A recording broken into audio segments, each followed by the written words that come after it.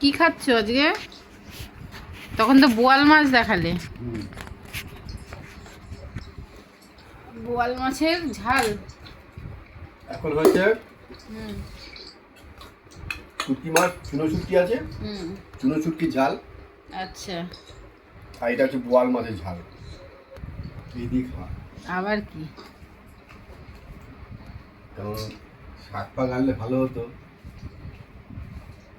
গ্যাসের জন্য অত কিছু রান্না হচ্ছে না।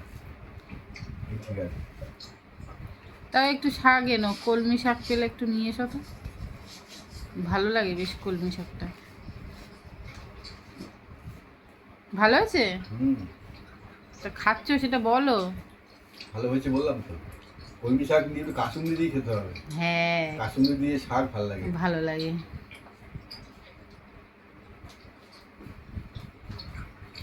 বানাতে হবে তো কাসুন্দি।